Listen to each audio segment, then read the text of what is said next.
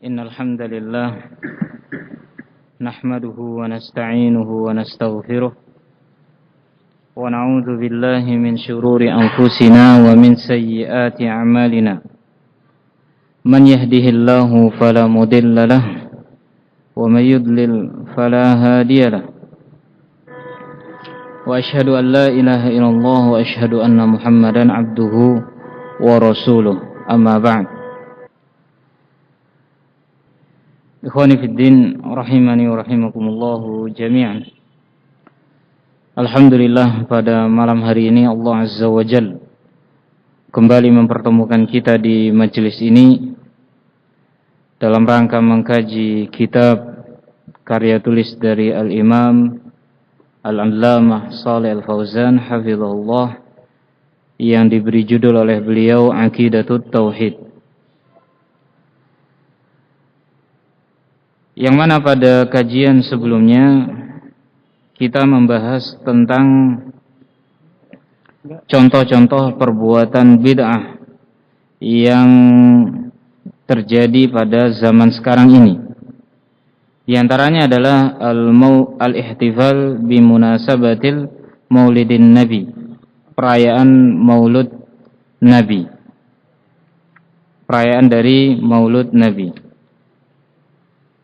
Telah dijelaskan bahwa perayaan maulud nabi termasuk perbuatan tasyabbuh bil kuffar, tasyabbuh menyerupai orang-orang kufar. Dalam hal ini adalah orang-orang an-Nasara, yang mana kita dilarang untuk menyerupai mereka. Walaupun Nabi SAW memberitakan pada hadits, dalam sebuah hadits, la tattabi'unna sanana man kana qablakum, sungguh kalian akan mengikuti contoh sunnah-sunnah atau kebiasaan-kebiasaan dari orang-orang sebelum kalian. Nah, bahkan Nabi SAW melanjutkannya, hatta law dakharu juhra dabbin la dakhaltumuhu, bahkan kalaupun seandainya mereka masuk ke dalam lubang biawak, maka niscaya kalian pun akan mengikuti mereka. Kemudian para sahabat mengatakan, al-Yahudu wan Nasara ya Rasulullah, apakah yang dimaksud di sini adalah al-Yahud wan Nasara? Kemudian Nabi mengatakan, faman, siapa lagi kalau bukan mereka?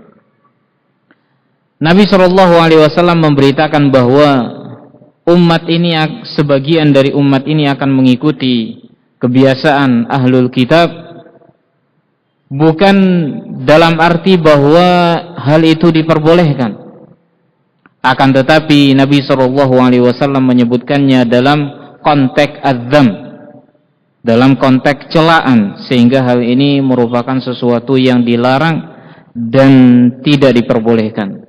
Sehingga oleh karena itu kaum muslimin harus berhati-hati, jangan sampai mereka terjatuh dalam perbuatan mengikuti orang-orang ahlul kitab. Barakallahu fikum. Dalam salah satu contohnya adalah peringatan maulud nabi, dan dikatakan oleh para ulama bahwasanya ini adalah tasyabbuh bin Nasara. Padahal Nabi mengatakan, man tasyabbaha biqaumin fahuwa minhum, barang siapa yang menyerupai sekelompok orang, maka dia bagian dari orang tersebut. Nah, kemudian Asy-Syaikh juga menyebutkan, sebagaimana yang sudah kita bacakan, bahwa di dalam perayaan maulud nabi ini, tidak hanya terbatas pada kaunuhu bid'ah, bahwasanya maulud itu hanya bid'ah. Nah, tidak hanya sebatas perbuatan bid'ah saja, al-mahadir atau kemungkaran yang ada pada maulud nabi ini. Banyak sekali, di antaranya adalah tasyabbuh, seperti yang sudah kita sebutkan. Tasyabbuh, dan juga padanya terkandung, dan bahkan di sebagian tempat mereka melakukan perayaan ini sambil atau dibumbui dengan perbuatan-perbuatan syirik dan mungkar. Nah, mereka berlaku hulu, bersikap berlebih-lebihan terhadap Nabi Muhammad SAW, yang mana Nabi SAW mengatakan, la tutruni kama atratin nasara ibna Maryam, innama ana abdun faqulu abdullahi wa rasuluh. Janganlah kalian berlebih-lebihan di dalam mensikapiku sebagaimana hal itu dilakukan oleh umat Nasara terhadap Isa bin Maryam. Saya ini hanyalah seorang hamba, maka katakanlah tentang diriku bahwasanya Muhammad itu adalah hamba Allah dan utusannya. Kemudian dilanjutkan oleh Asy-Syaikh pada halaman 232, al-itra maknahu al-ghuluwu fil madhi. Al-itra yang disebutkan di dalam hadis, la tutruni, jangan kalian berlaku itra kepadaku. Apa makna al-itra? Al-ghulu fil madhi. Al-ghulu fil madhi, berlebih-lebihan di dalam memuji. Di dalam memuji. Wa rubbama ya'taqiduna anna ar-rasul yahduru ihtifalatihim. Dan bahkan kadang sebagian mereka meyakini pada perayaan-perayaan Maulid Nabi, barakallahu fikum, mereka meyakini bahwasanya Nabi SAW menghadiri perayaan tersebut. Nah, hadir bersama mereka, sehingga ketika ada salah seorang imam mereka mengatakan hadar, telah hadir, mereka langsung diam penuh khidmat, barakallahu fikum. Dikarenakan mereka meyakini bahwasanya Nabi SAW hadir pada saat perayaan tersebut. Entah dari mana keyakinan ini bermula, dan tentunya hal ini, barakallahu fikum, berawal dari sikap al-itra, berlebih-lebihan di dalam mensikapi Nabi Muhammad SAW. Wa minal munkarat allati tusahibu hadhil ihtifalat al-anashidul jama'iyah al-munghamah wa darbut tuful wa ghairu dhalika min amalil adhkar as-sufiyah al-mubtada'ah. Dan di antara kemungkaran-kemungkaran yang kadang terjadi pada perayaan-perayaan ini adalah, atau bahkan sering, yaitu dilakukannya anasyid secara berjamaah, barakallahu fikum, yang dinyanyikan dan dilakukan disertai dengan menabuh rebana, disertai dengan, barakallahu fikum, menabuh naam rebana atau alat musik-musik yang lainnya. Banyak sekali nasyid-nasyid yang intinya adalah pujian terhadap Nabi Muhammad SAW, dan sangat banyak sekali pada pujian-pujian tersebut terkandung sikap al-ghulu terhadap Nabi Muhammad SAW. Wa ghairu dzalika min amalil adhkar as-sufiyah al-mubtada'ah. Dan selain itu juga dari amalan-amalan zikir orang-orang sufi, yang mana amalan-amalan zikir ini merupakan amalan-amalan bid'ah. Banyak sekali. Di antaranya adalah as-salatun nariyah. Apa itu as-salatun nariyah yang sempat kita singgung, dan ini sering dibaca, dan bahkan di beberapa tempat diwajibkan, barakallahu fikum, di beberapa tempat diwajibkan untuk dibaca di awal-awal pertemuan, untuk membaca salatun nariyah. Nah, kenapa demikian? Karena mereka meyakini bahwa orang yang membaca salawat nariyah ini, dia akan selalu mendapatkan kemudahan, jalan keluar selalu di depannya, urusannya terlaksana dan dimudahkan. Dan banyak sekali keyakinan-keyakinan yang batil tentang salawat nariyah, yang mana ikhwani fiddin, kalau seandainya kita membaca, mengetahui nasnya dari salawat nariyah, maka kita akan melihat bahwasanya kesyirikan secara zahir terjadi pada salawat nariyah tersebut. Nah, lafadznya adalah Allahumma salli salatan kamilatan wa sallim salaman taman ala sayyidina Muhammad. Sampai di sini masih bagus maknanya. Ya Allah, berikanlah salawat dengan salawat yang sempurna dan taslim, salam dengan salam yang sempurna terhadap junjungan kami Muhammad sallallahu alaihi wasallam. Nah, permasalahannya adalah barakallahu fikum kalimat setelahnya alladzi tanhallu bihil 'uqad wa tanfariju bihil qarab wa tuqda bihil hawaij wa tunalu bihi ar-raghaib, yang mana dengannya kalimat bihi, bihi, yang mana dengannya, yakni bihi domir ha ini kembali kepada lafaz Muhammad. Nah, yang mana dengannya akan terputus semua ikatan-ikatan, akan lepas semua belenggu-belenggu. Wa tanfariju bihil karab, dan kesulitan akan mendapatkan jalan keluar darinya dengannya. Wa tuqda bihil hawaij, dan segala kebutuhan terlaksana dengannya. Wa tunalu bihir raghaib, dan setiap harapan didapatkan dengannya. Dengan siapa di sini yang dimaksud? Dengan Nabi Muhammad sallallahu alaihi wasallam. Mereka bertawassul bil amwat kepada Nabi Muhammad sallallahu alaihi wasallam. Walaupun beliau adalah seorang nabi,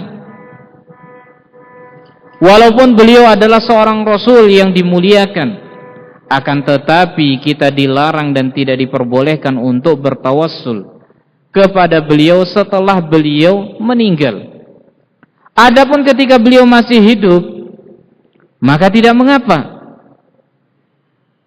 seseorang datang kepada Nabi Muhammad dan meminta kepada Nabi Muhammad agar beliau berdoa kepada Allah supaya urusannya terlaksana atau kebutuhannya terpenuhi, maka itu tidak mengapa dan dilakukan oleh para sahabat ridwanullah alaihim ajmain. Akan tetapi setelah beliau meninggal, maka tidak ada seorang pun dari sahabat bertawassul kepada Nabi Muhammad sallallahu alaihi wasallam.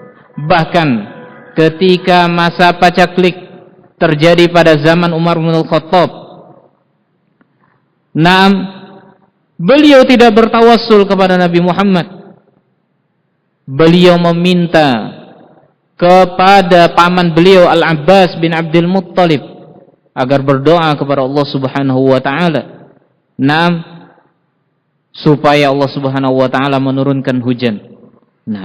Inna kunna natawassalu bi nabiyyika, dahulu kami bertawassul kepada nabimu, akan tetapi kami sekarang bertawassul kepada paman nabimu, yaitu Abbas bin Abdul Muttalib. Dan Abbas pun memunajatkan doa kepada Allah Subhanahu wa taala agar kemudahan datang kepada kaum muslimin. Inilah yang dilakukan oleh para sahabat ridwanullah alaihim ajmain. Dikatakan oleh Syekh Muhammad bin Jamil Zainu di dalam kitabnya Al-Firqatun Najiyah, inna aqidat at-tauhid allati da'a ilaiha al-Qur'anul Karim wa 'allamana iyyaha Rasulullah sallallahu alaihi wasallam tahtamu ala kulli muslimin an ya'taqida anna Allah wahdahu huwa alladhi yuhillul 'uqad. Bahwasanya akidah tauhid yang diserukan oleh Al-Qur'an dan diajarkan kepada kita oleh Rasulullah sallallahu alaihi wasallam mewajibkan bagi kaum muslimin untuk meyakini bahwasanya Allah lah yang akan melonggarkan setiap belenggu, wa yufarrijul karab, dan memberikan kemudahan setelah ketika seseorang mendapatkan kesulitan, wa yaqdil hawaij wa yu'ti ma yatlubul insan hina yad'uhu. Dan Allah lah yang memenuhi segala kebutuhan hamba dan memberikan setiap apa yang diminta oleh manusia ketika dia memohon kepada Allah Subhanahu wa taala. Wala yajuzu li muslimin an yad'a ghairallahi li tafriji hammihi aw shifai maradihi. Tidak diperbolehkan bagi setiap muslim untuk berdoa kepada selain Allah agar mereka mendapatkan kemudahan atau disembuhkan penyakitnya. Walau kana al-mad'u malakan mursalan, walaupun yang dimintai adalah seorang malaikat yang diutus, au nabiyan muqarraban, ataupun seorang nabi yang dekat dengan Allah. Wa hadzal Qur'an yunkiru du'a ghairillah, dan Al-Qur'an ini mengingkari doa kepada selain Allah. Minal mursalin wal auliya, baik dari kalangan rasul ataupun dari kalangan wali. Kemudian Allah Subhanahu wa taala berfirman, qul ud'ul ladina naza'amtum min dunih fala yamlikuna kashfad durri 'ankum wala tahwila. Katakanlah, berdoalah kalian kepada orang-orang yang kalian yakini dari selain Allah. Berdoalah kalian kepada, atau memintalah kalian kepada selain Allah dari orang-orang yang kalian yakini, baik dari kalangan nabi, baik dari kalangan para malaikat. Fala yamlikuna kashfad durri 'ankum wala tahwila. Maka mereka sekali-kali tidak bisa, barakallahu fikum, mengangkat malapetaka dari kalian dan juga tidak bisa merubah keadaan. Tidak bisa sama sekali. Ulaikal ladina yad'una yabtaguna ila rabbihimul wasilata ayyuhum aqrab wa yarjuna rahmatahu wa yakhafuna 'adzabah inna 'adzaba rabbika kana mahdzura. Mereka, padahal orang-orang yang mereka ibadahi tadi dari kalangan nabi, dari kalangan wali, ataupun dari kalangan malaikat, mereka adalah orang-orang yang selalu berusaha untuk mendekatkan diri kepada Allah Subhanahu wa taala dengan beramal ayyuhum aqrab, sedekat-dekatnya, wa yarjuna rahmatahu, dan mereka berharap akan kasih sayang dari Allah dan mereka takut akan azab darinya. Inna adzaba rabbika kana mahdzura. Naam, barakallahu fikum. Qala al-mufassirun, kata Syekh, nazalat fi jama'atin kanu yad'una al-masih awil malaika awis salihin minal jin. Ayat ini turun tentang sekelompok orang yang mana mereka beribadah kepada Isa bin Maryam, kepada para malaikat atau orang-orang soleh dari bangsa jin. Nah, perhatikan ayat ini, ikhwani fiddin. Ternyata yang mereka ibadahi, naam, barakallahu fikum, adalah orang-orang baik, yang mana mereka bertawassul kepadanya adalah orang-orang baik dari kalangan nabi, dari kalangan malaikat, dan juga dari kalangan as-salihin, para aulia, para wali. Bukan orang-orang jahat, bukan Tuhan-Tuhannya orang-orang kufar atau dewa-dewanya orang kufar, akan tetapi kepada para nabi, orang-orang baik. Sehingga dari sini terbantahlah syubhat kalau hal ini dilakukan kepada orang-orang baik, kepada nabi, kepada malaikat, itu tidak mengapa. Nah, di dalam Al-Quran ditegaskan bahwa hal itu sama saja.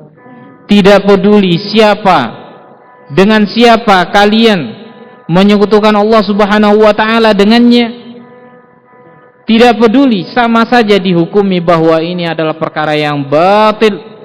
Barakallahu fikum, perkara yang batil dan tidak dibenarkan oleh Allah Subhanahu wa taala. Sehingga di dalam ayat lain Allah Subhanahu wa taala berfirman sebagaimana yang sudah kita pelajari di dalam salah satu usul bersama Ustaz Salman, wa annal masajida lillahi fala tad'u ma'allahi ahada, dan bahwasanya masjid-masjid itu adalah milik Allah, maka janganlah kalian sekali-sekali beribadah, barakallahu fikum, kepada seorang pun bersama dengan Allah Subhanahu wa taala. Kalian beribadah kepada Allah, tapi di samping atau di sisi lain kalian juga beribadah kepada selain Allah Subhanahu wa taala. Nah, Barakallahu fikum. Kemudian dikatakan oleh Syekh terhadap bantahan dari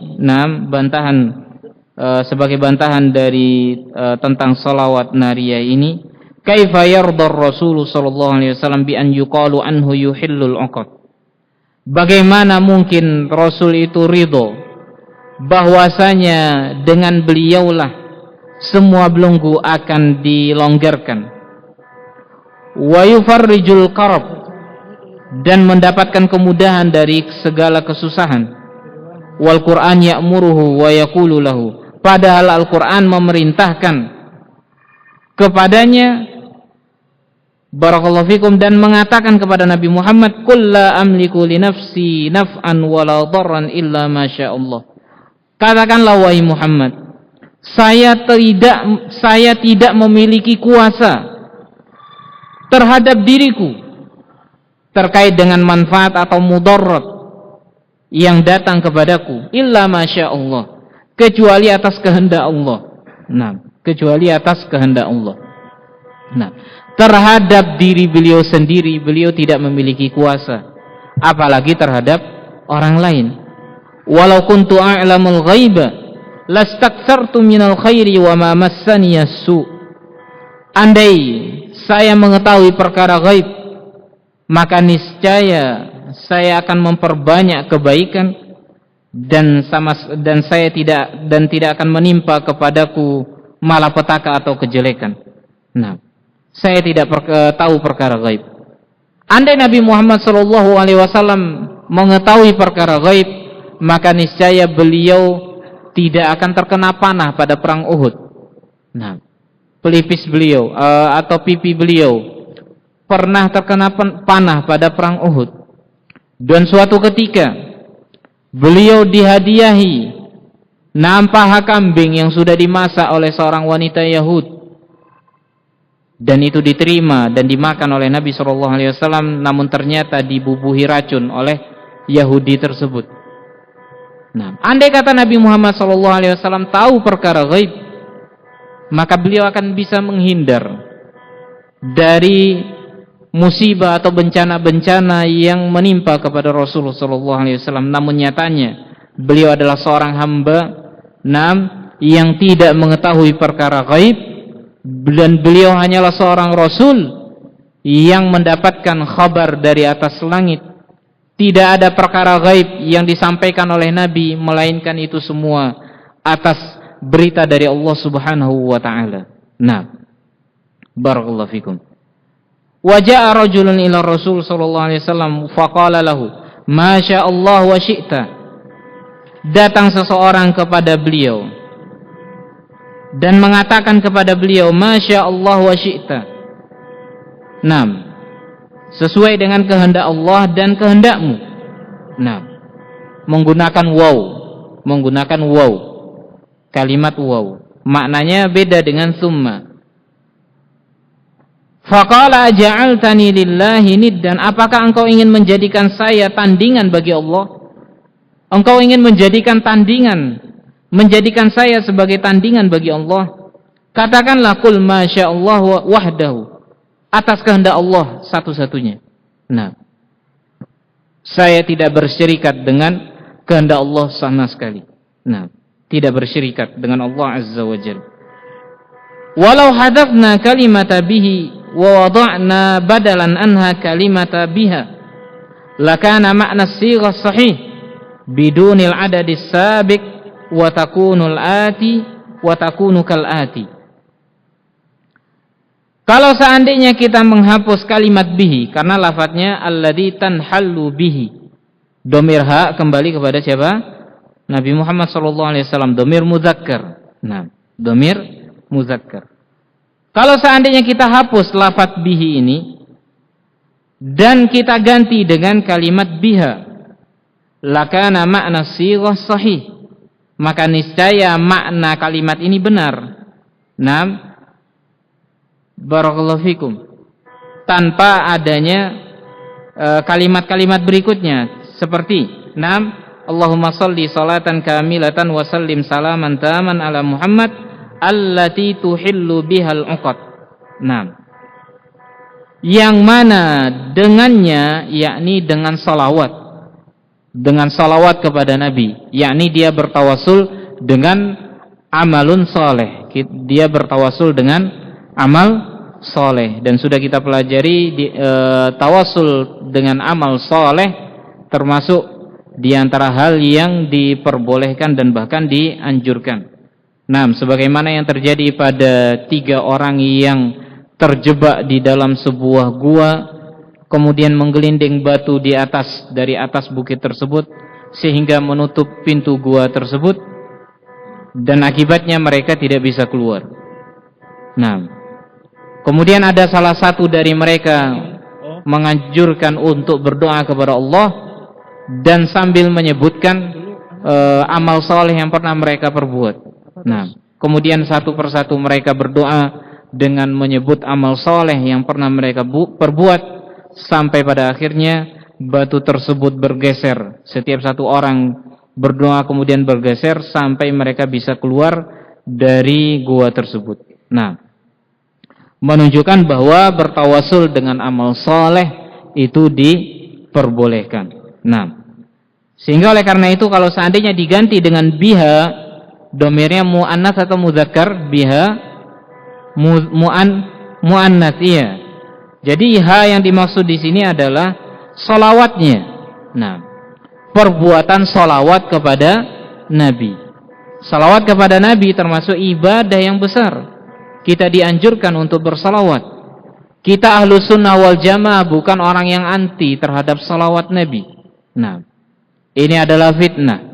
Dan kita meyakini firman Allah Subhanahu wa ta'ala, innallaha wa malaikatahu yusalluna 'alan nabi ya ayyuhalladzina amanu sallu 'alaihi wa sallimu taslima, di dalam surat Al-Ahzab. Sesungguhnya Allah dan para malaikatnya berselawat untuk Nabi.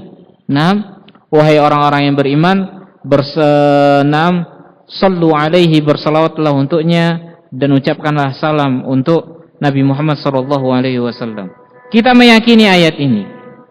Dan juga kita meyakini anjuran-anjuran di dalam hadits yang lain, bahwasanya setiap orang yang bersalawat kepada Nabi, maka Allah Subhanahu wa ta'ala bersalawat untuknya sebanyak 10 kali. Nah, sebagaimana yang sudah kita pelajari. Akan tetapi kita tidak ingin bahwa amalan salawat tersebut dicampuri dengan perbuatan-perbuatan yang salah, seperti halnya salawat nariyah. Apalagi dilakukan dengan tata cara tertentu. Barang siapa yang membaca salawat nariyah sebanyak 4.444 kali. Nah, dari mana dia mendapatkan jumlah seperti ini? Ada anjuran seperti ini. Barang siapa yang membaca salawat nariyah sebanyak 4.444, semuanya 4. Nah, barakallahu fikum. Dengan niat barakallahu fikum, bahwa dengan salawat ini dia akan mendapatkan kemudahan-kemudahan dari Allah Azza wa Jalla. Nah, dari mana anjuran seperti ini? Inilah yang diingkari oleh Ahlus Sunnah. Ditambah lagi di dalam lafaz salawat tersebut mengandung unsur kesyirikan, yaitu bertawassul kepada Nabi Muhammad sallallahu alaihi wasallam. Di antara mereka, mereka berdalilkan dengan ayat walau annahum idzalamu anfusahum ja'uka fastaghfirullaha wastaghfara lahumur rasul. Dan ketika mereka melakukan dosa, menzalimi diri mereka dengan perbuatan dosa, andai kata bahwasanya mereka itu menzalimi diri mereka dengan melakukan perbuatan dosa, ja'uka, mereka datang kepadamu. Nah, datang mengadu, minta nasihat kepada Nabi, minta arahan. Fastaghfirullaha wastaghfara lahumur rasul. Mereka barakallahu fikum memohon ampun kepada Allah, dan juga Rasul memohon ampun kepada Allah untuk mereka. Nah, yakni ketika mereka melakukan dosa, mereka datang kepada Nabi Muhammad. Kemudian setelah itu mereka meminta ampun kepada Allah, dan Nabi Muhammad pun meminta ampun kepada Allah untuk mereka.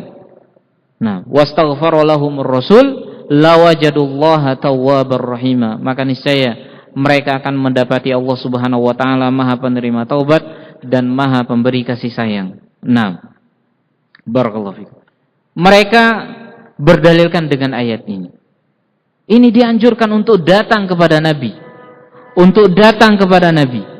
Ketika kita melakukan dosa, dianjurkan untuk datang kepada Nabi, dan di situ kita meminta ampun kepada Allah, dan Nabi pun meminta ampun barakallahu fikum kepada Allah untuk mereka. Nah, sehingga di sini ada anjuran. Dan itu berlaku kata mereka setelah Nabi Muhammad meninggal, dan bahkan lebih luas lagi pemahaman mereka bahwa dikiaskan kepada para wali-wali yang lain. Nah, kepada para wali-wali yang lain, kuburan-kuburan orang soleh, kuburan para anbiya, mereka kiaskan meluas. Nah, sehingga mereka merekomendasikan perbuatan-perbuatan ziaratul kubur di beberapa tempat, dan di situ mereka bermunajat kepada Allah Subhanahu wa taala dengan sungguh-sungguh.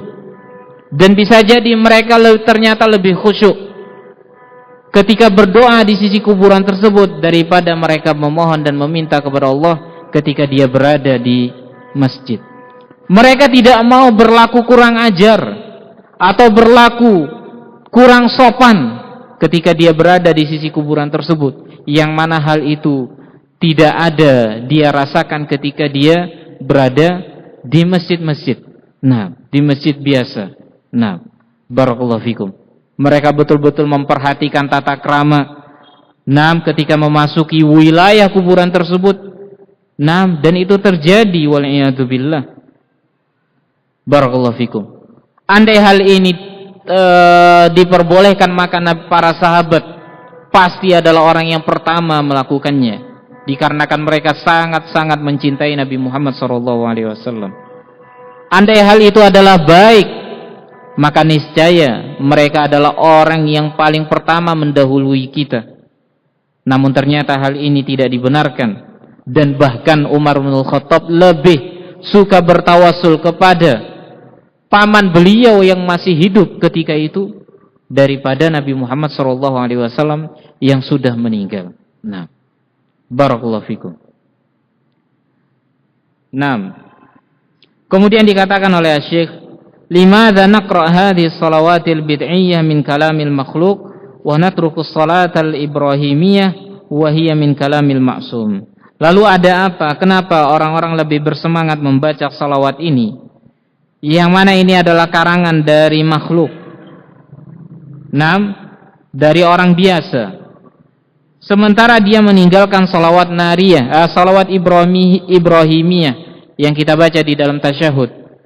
Nah, ini ada nasnya, ada bacaannya dari Nabi SAW tentang salawat, yaitu salawat al-ibrahimiyah yang kita baca pada tasyahud di dalam salat. Padahal ini adalah min kalamil ma'sum. Salawat ibrahimiyah ini adalah salawat yang diajarkan oleh Nabi Muhammad SAW, yang terjaga dari Allah perilaku dan sikapnya. Nah, ini tentang salawat nariyah, dan bisa jadi salawat ini dibaca di dalam barakallahu fikum acara ihtifal mereka, dan bahkan di beberapa tempat ini dijadikan sebagai bacaan wajib ketika mereka akan melakukan kegiatan-kegiatan tertentu wal'iyadu billah. Waqad yakunu fihi ikhtilatun bainar rijali wan nisa mimma yusabbibu al-fitnah. Dan bisa jadi pada acara tersebut terjadi campur baur antara laki-laki dan perempuan yang bisa menyebabkan fitnah. Wa yajurru ilal wuku' fil fawahish, dan bisa mendorong dan mengajak untuk terjerumus di dalam fahisyah, perbuatan dosa-dosa yang keji. Wa hatta law khala hadhil ihtifal min hadhil mahadhir waqtasara 'ala al-istima' wa tanawul at-ta'am wa idharil farah kama yaqul fa innahu bid'atun muhdatsatun. Dan bahkan kalaupun seandainya perayaan Maulud Nabi ini tidak terjadi padanya kemungkaran-kemungkaran yang kita sebutkan tadi, tidak ada ikhtilat, tidak ada salawat-salawat yang bid'ah, tidak ada musik-musik yang dibunyikan. Naam, barakallahu fikum, hanya sebatas perayaan. Mereka melakukan hanya sebatas perayaan, berkumpul bersama, makan bersama, dan menampakkan hati yang senang sebagaimana yang mereka yakini, fa innahu bid'atun muhdatsatun. Nah, sebatas ini saja, ini adalah bid'ah yang dikarang-karang, yang tidak ada contohnya. Wa kullu muhdatsatin bid'ah, dan setiap perkara baru itu adalah bid'ah, dan setiap bid'ah itu adalah sesat.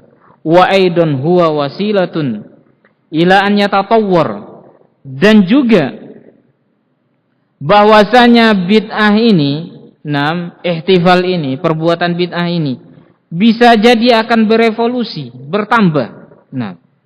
Wa yahsulu fihi ma yahsulu fil ihtifal al-ukhra minal munkarat, dan bisa jadi terjadi padanya sebagaimana terjadi pada perayaan-perayaan yang lain dari perkara-perkara mungkar. Al-bid'atu tajurru ila bid'atin ukhra. Perbuatan bid'ah itu akan menarik pelakunya untuk melakukan perbuatan bid'ah yang lainnya. Wa hadza amrun musyahad. Ketika seseorang menghidupkan sebuah perbuatan bid'ah, pasti di waktu yang sama dia akan mematikan sebuah perbuatan sunnah.